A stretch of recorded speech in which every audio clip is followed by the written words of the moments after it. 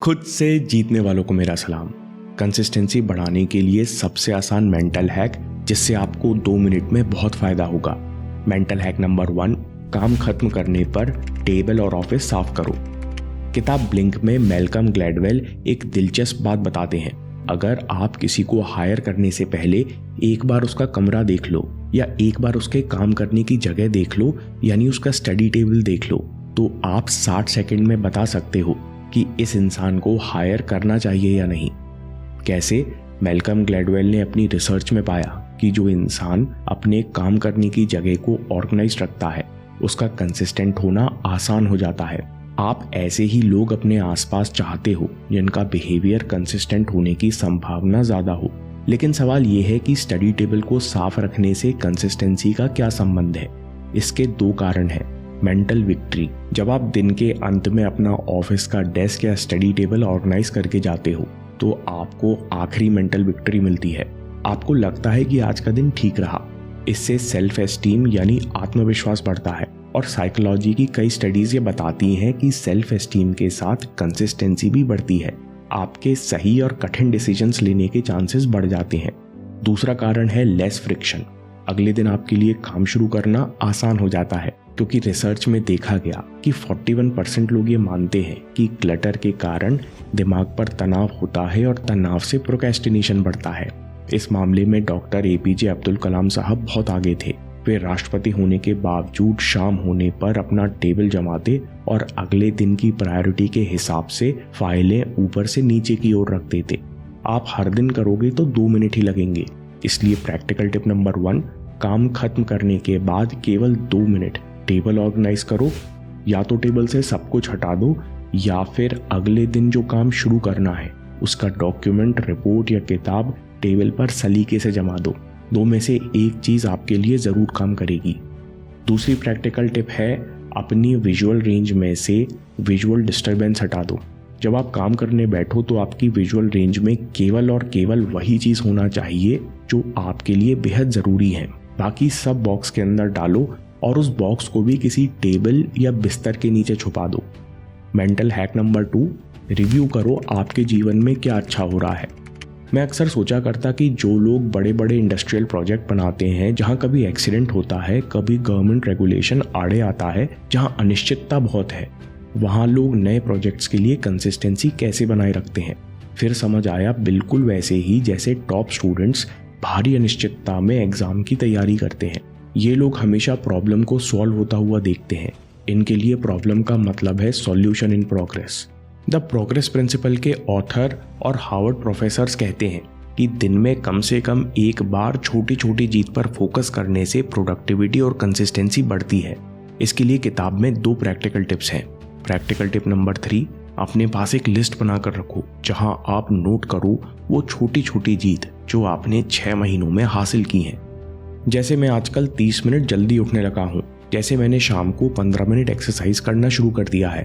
ये लिस्ट जोड़ते घटाते रहो। लिस्ट को ऐसी जगह रखो जहां से ये आपको बार बार दिखे। चैलेंज ये है कि ये लिस्ट केवल आपको दिखनी चाहिए। इस प्रैक्टिकल टिप का फायदा ये है कि आपको हर बार जर्नल लिखने जितनी मेहनत नहीं करनी पड़ेगी, लेकिन डिसिप्लिन ये है कि आपको दिन में एक बार रिव्यू जरूर करना पड़ेगा। मतलब शांति से बैठकर अपनी जीत के बारे में सोचना पड़ेगा। इसकी जगह आप दूसरी प्रैक्टिकल टिप भी इस्तेमाल कर सकते हो। प्रैक्टिकल टिप नंबर 4, इन 3 सवालों का प्रिंट आउट निकालकर चिपका लीजिए या वॉलपेपर बनाकर अपने मोबाइल की लॉक स्क्रीन पर सेव कर लीजिए और दिन में 2 मिनट इनके जवाब के बारे में सोचिए। पहला सवाल, कौन सी चीजें अभी मेरे जीवन में अच्छी चल रही हैं? कौन सी गलतियों को मैंने सीख में बदला?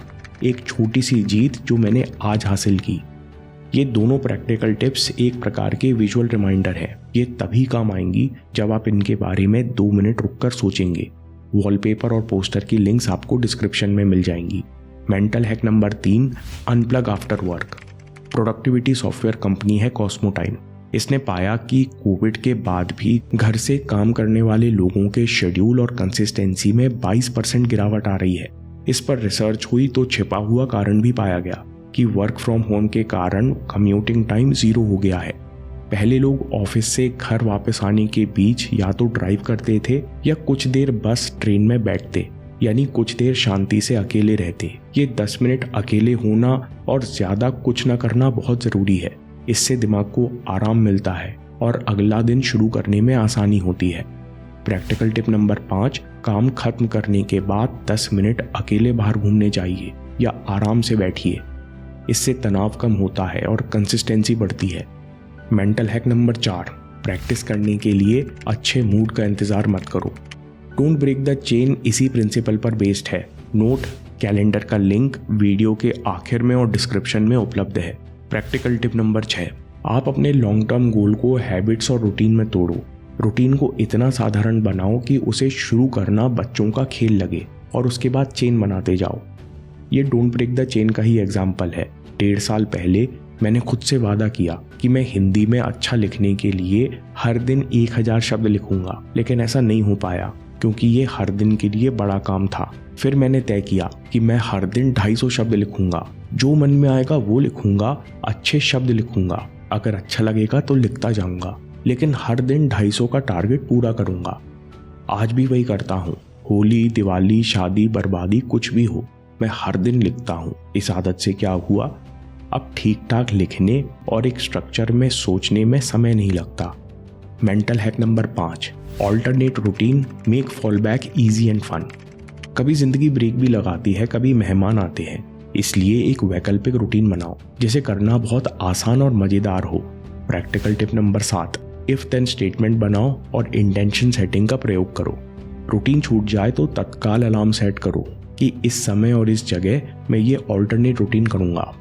मैं अगर कहीं बाहर हूँ, कंप्यूटर के साथ नहीं हूँ और आज लिखने का टारगेट बाकी है, तो एक व्हाट्सएप ग्रुप में मैं अकेला हूँ, वहीं खुद को मैसेज करता रहता हूँ। कभी छोटे छोटे कोट्स बनाने की कोशिश करता हूँ और 250 वर्ड्स का टारगेट कंप्लीट करता हूँ। ये इसलिए काम करता है क्योंकि अपने शब्दों पर टिके रहने में एक शक्ति है जिसे इंटेग्रिटी कहते हैं। आपको विश्वास होता है कि मैंने कहा है तो कर लूंगा, ब्रेक नहीं लगने दूंगा। दोस्तों, समरी में सबसे पहली प्रैक्टिकल टिप, काम खत्म करने के केवल 2 मिनट टेबल ऑर्गेनाइज करो।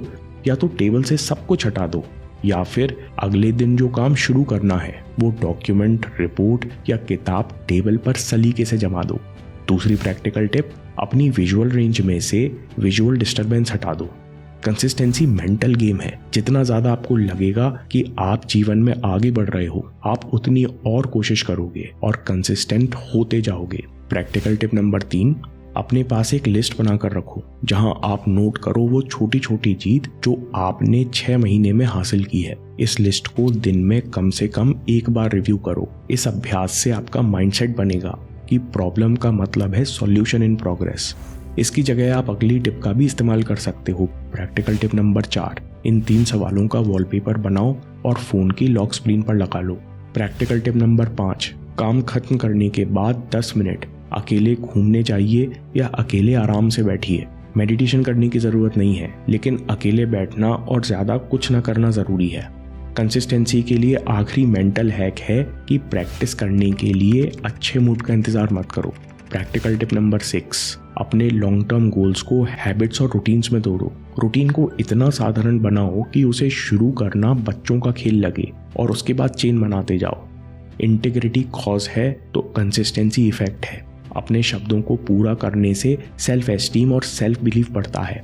Practical tip number 7, if then statement बनाओ और इंटेंशन सेटिंग का प्रयोग करो।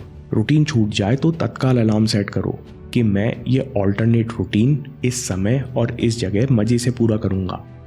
दोस्तों, अगर आपको ये वीडियो पसंद आया तो अगले वीडियो में देखिए कि डोंट ब्रेक द चेन के पीछे असली कहानी क्या है और ये कैलेंडर कैसे इस्तेमाल करना है। सारी लिंक्स डिस्क्रिप्शन में मौजूद हैं। आपके समय से कोई वीडियो, कोई ऐप, कोई न्यूज़ कीमती नहीं है। मैं काम के किस्से लाता रहूँगा। हिम्मत, हरकत, होशियारी, हम जीतेंगे।